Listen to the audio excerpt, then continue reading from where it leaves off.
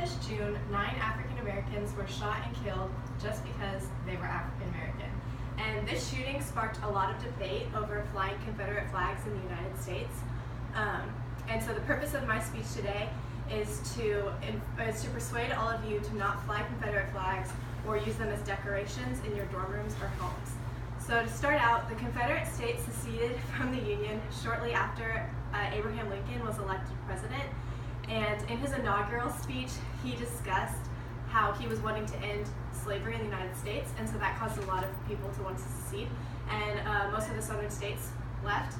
And today, the Confederate flag is kind of seen as a symbol of Southern pride, but if you really look at the history of the flag, it is completely rooted in slavery and oppression. And as a history major, I've actually done a lot of research on this particular topic because I had a thesis paper on the Ku Klux Klan and the Civil Rights Movement, but I know a lot of people don't know the history of the Confederate flag. They only know that it's really big in country music and that a lot of fraternities use it as a symbol.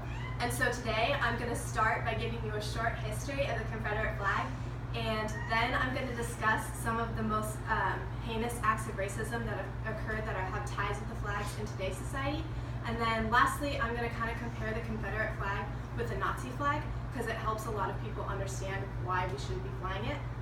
So to understand the future and the current state of the flag, you really have to understand the history. So the Confederate flag that is often seen today is actually not the original flag of the Confederate States.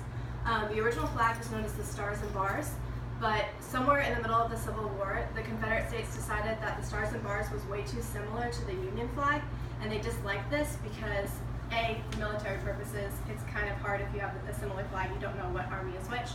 And then B, by the middle of the Civil War, the South had gotten so bitter that they didn't want anything to do with the North, and so they decided to change their flag to the one that we have now, which is known as the Stainless Banner. And the Stainless Banner was actually originally the military flag of the Army of Virginia, which was, the commander of which was Robert E. Lee, which is kind of why they chose it, because he was such a big symbol for the Confederacy. And then after the Civil War, the Confederate flag was originally used to honor fallen soldiers during, to honor fallen soldiers of the Confederacy. However, quickly after that, the Ku Klux Klan actually got a hold of the flag and started using it as a symbol of oppression. And this really got big during the Civil Rights era. The flag was used by the Dixiecrat Party, and the Dixiecrat Party was actually a branch off of the Democratic Party. The Dixiecrat Party broke away from the Democratic Party because during that time the Democratic Party adopted a civil rights platform, and the Dixiecratic Party was completely against civil rights of African Americans. So they broke off, and then they adopted the Confederate flag as their symbol. Also during this time, the Ku Klux Klan got really big and started to use the flag a lot. And they also often use it as symbols, especially during lynchings and mass mobs. And then during this time, Jim Crow laws were really big, and Jim Crow laws, the purpose of which was to oppress African Americans, and they didn't want equality for African Americans. And anyone who supported Jim Crow laws often flew Confederate flags.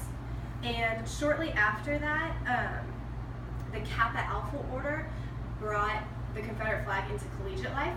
And this was in 1948, but it's really important to note that the Kappa Alpha Order, their president at one point was Robert E. Lee. So this was an organization that had really strong ties to the Confederacy, and bringing that into the collegiate life was an act against the proponents of the Civil Rights Movement.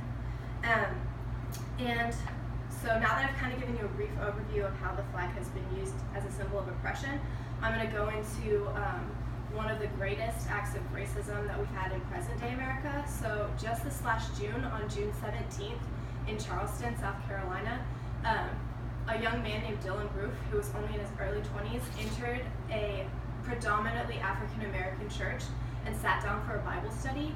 He was there for about an hour and prayed with them, and at the end he stood up and drew a gun and shot 9 members of the congregation and killed them. And according to CNN.com's article, Who is Dylan Roof?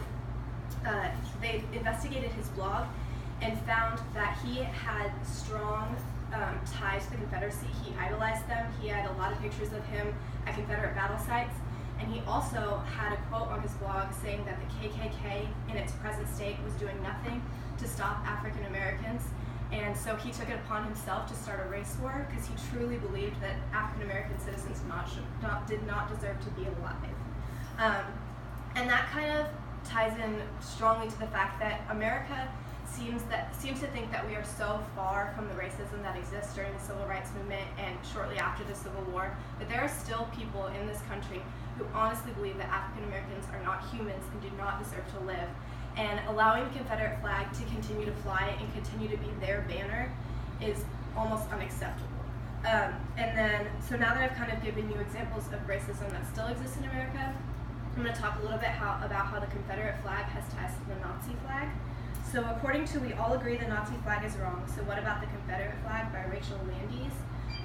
The Nazi flag stood for a regime that systematically killed people because they thought they were less than human, and the Confederate flag stood for a state that believed almost the same thing. They believed that African Americans were unhuman, and they honestly believed that they were property.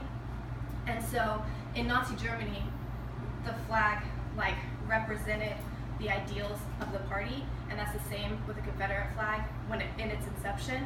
And today, if you were to fly a Nazi flag in Germany, it's actually prohibited. You're not allowed to do it. But in America, it's seen as prideful to fly a Confederate flag, even though it also stands for mass oppression of people. And so now that I've kind of given you the comparison between the two flags, I'm going to talk a little bit about the future of the flag. So the flag is often seen as a symbol of Southern pride because of country music, but when you honestly look at the history of the flag, there is nothing in its history that we should be proud of as an American society. It represents a state that in its very constitution stated that slaves were property, African Americans were property, and also stated that as long as the Confederate States of America existed, that its state would never impede slavery in any way. And so for America to fly a symbol of Confederate pride without knowing the history and saying that it's all for Southern pride and not understanding that honestly the flag represents over 100 years of oppressions of African Americans and the idea that they're not even human is wrong. So I urge all of you to just think on that and think about the ties to the Nazi flag as well. And if you fly a Confederate flag or know anyone that flies a Confederate flag, just honestly think about the history and truly understand what that flag represents. Thank you.